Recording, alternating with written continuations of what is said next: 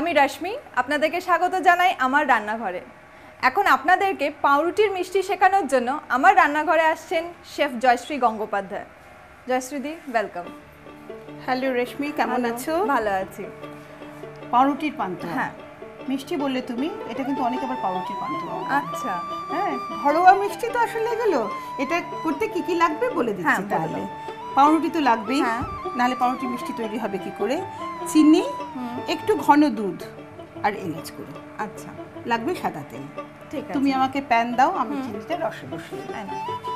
আর এটা হচ্ছে খুব মানে তোমার ঘন রস না, পাতলা রস থাকবে। আচ্ছা, মানে আমি এক বাটি যদি চিনি দিই, আমি এক বাটি জল দেব। তুমি জলটা দিয়ে দাও। দাঁড়াও। আর এদিকে তুমি একটা কড়াই বসিয়ে দাও, আমি তেলটা গরম করতে দিই। সেই তার থেকে এটা করতে আসলে একদম কোনো সময় লাগে না আর কি। তুমি আমাকে একটা ছোট বাটি দাও বা একটা স্পুন দাও। আমি এই ঘন দুধটা একটু বাটিতে নিয়ে নিলাম। কড়াই শুকিয়ে গেছে জলটা? হ্যাঁ, শুকিয়ে গেছে। তাহলে তেল দিয়ে দাও। রসটা আমাদের দেখো ফুটে উঠছে। ওটা নাড়তে হবে না রসটা? ওটা একটু নেড়ে দাও, রসটা খুব একটা তলায় পড়ার ভয় থাকে না। আচ্ছা, একটু ফুটে উঠলে নেড়ে দিয়ে কমিয়ে দাও। এই নিলাম, নিয়ে আমি একটু এর মধ্যে এলাচ গুঁড়ো দিয়ে দেবো, এই ঘন দুধটার মধ্যে, বুঝলে তো? আর একটু রসে দিয়ে দেবো, সুন্দর একটা গন্ধ থাকবে আর কি। আমি এগুলো ভিজিয়েও রেখে দিতে পারি।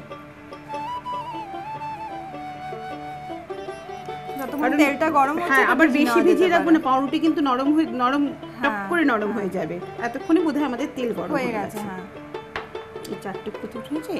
তুমি আমাকে একটা ঝাঁঝরি হাতা দাও।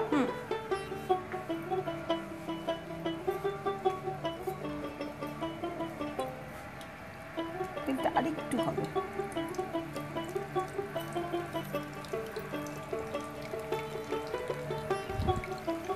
তবে এই মিষ্টিটা কিন্তু করে আমরা সঙ্গে সঙ্গে খেতে পারবো না, এইটা কিন্তু আমাদের একটু রসে ভিজিয়ে রাখতে হবে। আচ্ছা, আমাদের রসটা তৈরি, তুমি বন্ধ করে দাও।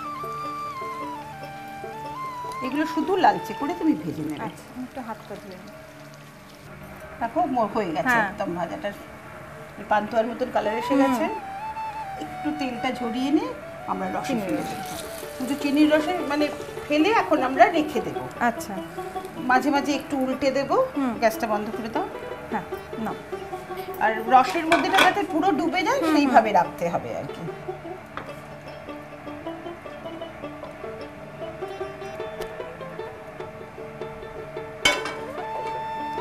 এটা তুমি সকালে করলে সন্ধ্যেবেলার জন্য তৈরি হয়ে গেল পাউরুটির মিষ্টি। Thank you.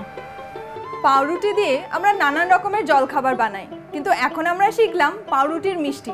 বানিয়ে দেখুন, সবার খুব ভালো লাগবে।